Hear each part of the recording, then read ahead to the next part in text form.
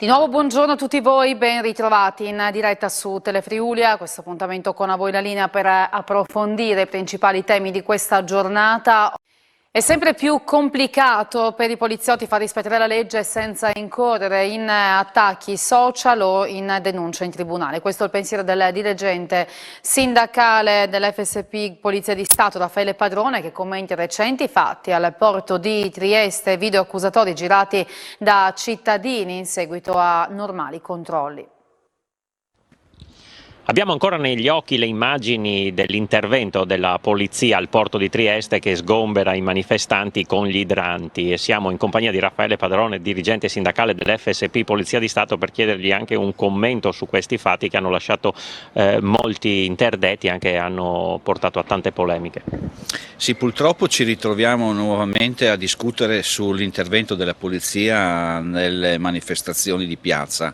Anche in questo caso la polizia deve e assume un ruolo di cuscinetto tra le problematiche e la comunicazione mancante tra la politica e proprio le organizzazioni che stanno dimostrando in piazza in questo momento. Quello che è il lavoro della polizia è un lavoro molto delicato, purtroppo noi dobbiamo anche con metodi coercitivi far rispettare le leggi.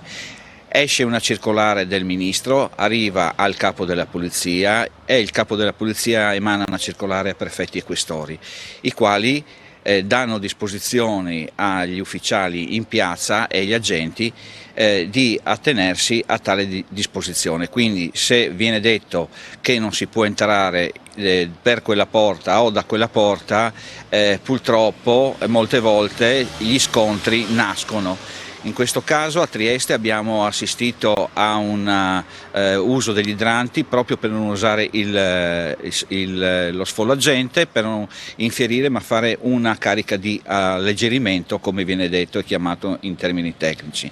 Io quello che ricrimino oggi, grazie a voi, è quello di dire anche questa volta noi come cuscinetto, ma la politica dov'era? Io credo che se ci fossero stati parlamentari, politici, amministratori locali, questi scontri non sarebbero avvenuti. Invece la discussione non è avvenuta, la comunicazione manca con la politica in questo momento e la polizia deve far fronte a queste problematiche e finire sui social. Ecco, appunto per questo motivo, insomma, ci rilacciamo a questo, è sempre più difficile fare il poliziotto proprio anche per il rapporto con le persone che si devono controllare o alle quali si deve far rispettare la legge. Sì, oggi diventa molto difficile, vuoi per una mancanza anche di protocolli di intervento, vuoi per delle leggi speciali che favoriscono di più le persone che vengono controllate o i malviventi, perché questa è la realtà. Noi poi finiamo davanti a un'aula di tribunale, noi finiamo davanti a un consiglio di disciplina provinciale indetto dalla nostra amministrazione e con tutte le cause connesse a questi episodi.